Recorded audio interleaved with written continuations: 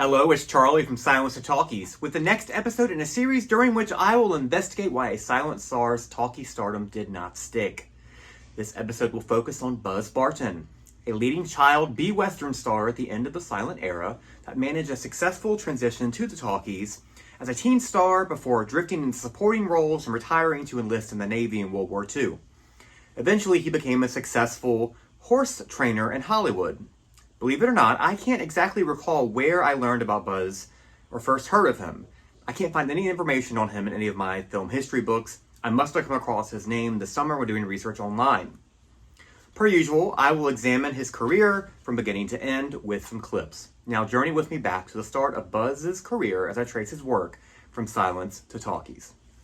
Buzz was born as William Lamorrow in Missouri in 1913 to Floyd and Myrtle Lamorrow.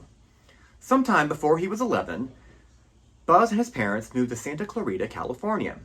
While I couldn't find exactly when he began riding horses and learning rodeo tricks, I do know that it was at an early age. Before he was 11, he had already learned to ride very well and could hold his own as a rodeo rider and roper. Apparently, he hung around the horses on local movie lots near Santa Clarita and got to ride on some of them. At age 11, there were a few stories about how he was discovered and got his big break in the motion picture business, kind of like the conflicting stories about the big break of Corinne Griffith that I discussed several episodes ago. The first story goes that while he was hanging around the horse corral near a movie studio, when Jack Perrin, a Western star with whom he would later co-star, saw him riding and instantly got him a gig in a movie. Another story says that he won a national juvenile rodeo championship, which brought him to the attention of movie studios. There does not appear to be evidence of this. What we do know is that he did meet Jack Perrin somehow, who helped him get a start, and that he did win at least some local riding and roping championships before he was 11. Because at age 11, he got his first two parts in movies, both for films at Ray Art Pictures. First, in 1924, he worked with Gwen Big Boy Williams in Eagle's Claw. In 1925, he worked with Jack Perrin in The Knockout Kid. In 1926, he got his first credited major role opposite Jack Perrin again in West of Rainbow's End, in which he went by the stage name of Billy Lamar. He played the character Red, a character name he would frequently star due to his red hair. There's not a lot of information about this movie, but Buzz was credited third behind star Jack Perrin and his leading lady, Pauline Curley. Buzz had the same major supporting role opposite Pauline and Jack again in Where North Holds Sway and The Laughin' Fool, each time again playing a character named Red, a rough-riding kid sidekick to Jack Perrin and Starlight the Wonder Horse. Where North Holds Sway, interestingly, saw Buzz credited as his real name, Billy Lamorrow. In 1927, Buzz was Billy Lamar, again with Jack Perrin, Pauline Curley, Starlight the Wonder Horse, and Rex the Dog, who belonged to Buzz's character Red and had been in all the other movies as well, in Thunderbolt's Tracks, which luckily survives and is available on DVD on Amazon. This is the only silent film of Buzz's that I have been able to find that is preserved to be seen in 2023. Thank you, Alpha Video. The film was a similar Western to the star's other films, but this time saw Jack as a Marine saving a ranching family's access to water and fighting to keep the water rights for them. Check out Buzz in the following clips.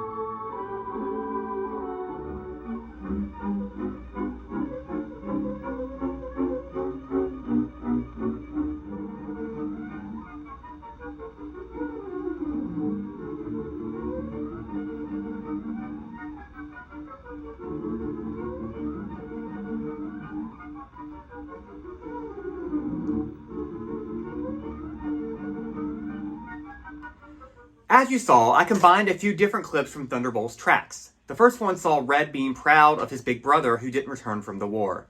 But in the second and third clips, you see a bit of Buzz's toughness as he bravely tries to keep Jack Perrin away from the bad guys with the help of Rex. I also played a brief clip of Buzz from this film at the start of this episode.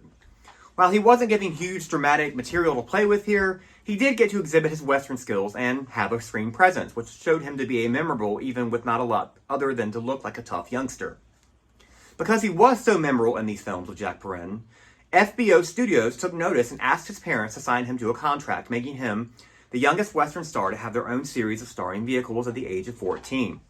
FBO also changed his name to Buzz Barton and quickly produced The Boy Rider, the first in a series of 14 films in which he played David Red Hefner, a teenage Western hero that saved the day in around 50 minutes. Quickly, a side note, FBO, or Film Booking Offices of America, was run by Joseph Kennedy Sr., father of JFK and RFK.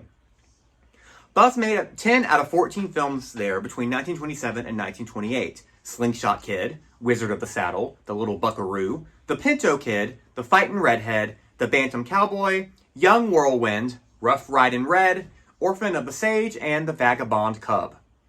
I can't find a lot of data about these movies, but I do know that they were extremely popular, as Buzz was rated as the number 8 Western star at the box office in 1928, and the number 7 Western star at the box office in 1929 by Motion Picture Herald and Box Office magazines. Two of Buzz's final 1929 silent starring vehicles with FBO have extant Variety reviews. The first was The Freckled Rascal, another movie where he was Red Hefner. Variety wrote, "It's a lively Westerner that gives Buzz Barton, freckle-faced kid, plenty of opportunity to do his heroic cowboy stuff.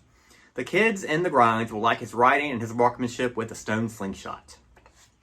For The Little Savage, Variety wrote, "Little Buzz Barton is another made to suffer by glaringly sloppy and quick story direction, etc. The youngster, clever and capable despite the present frown on westerns, is forced through a threadbare routine. Buzz works in his hard riding when he pulls a familiar lasso." I forgot to mention that shortly before The Little Savage was released, FBO was dissolved by Kennedy to create RKO Studios. The reviewer here was commenting more on RKO attempting to quickly distribute all of the FBO-produced material. While Buzz was still great, the story and direction were sloppy in comparison to his previous films. Buzz made one last silent Red Hefner vehicle in 1929 called Pals of the Prairie. By July 1929, when it was released, silents were almost completely out of fashion due to the growing popularity and availability of talkies. As popular as Buzz had been for FBO, RKO did not see the value in keeping an almost grown teen star on their talkie roster and dropped him in late 1929. However, Buzz was quickly picked up by Poverty Row Mascot Pictures to star opposite a famous dog hero, Rin Tin Tin, in The Lone Defender, a series of 12 30-minute chapters that were released throughout 1930. Each chapter was a continuation of the previous, like a TV show episode. The story concerned Rin Tin Tin witnessing his owner's murder and trying to help the owner's daughter find the gold mine that he owned, that the dangerous murderous gang also wants. Meanwhile, a mysterious figure, Ramon, is lurking around in each episode. He is revealed to be an undercover agent of the Justice Department, joined by his young assistant / sidekick Buzz, played by Buzz Barton. Check out Buzz in the following 2 clips from Rin Tin Tin back to back.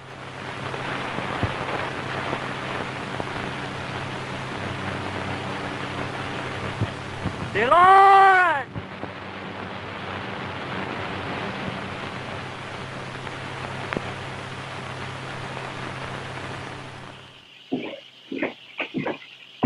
Hello, son. Where'd you get the dog? Found the dog out on the desert. Morning, Nick. Richie! Where, Father? Where did you come from? I found him on the desert with a man named Valdez. That's my father. Where is he? He gave me this watch. What's happened? Where is he? He was ambushed. Ambushed? By who? He died before he told me. He's dead? While his role here wasn't necessarily the largest one, or as exciting as his star silent vehicles, it was still an important and popular one. He was the teenage boy that the dog leads to save the day, and was here with Rin Tin Tin. He was here with Rin Tin Tin as that teenage boy, this type of role that was later immortalized in Lassie years later, before being reinvented in countless other films and TV shows such as Homeward Bound, etc. Now, stay tuned with me for Buzz Barton Part 2.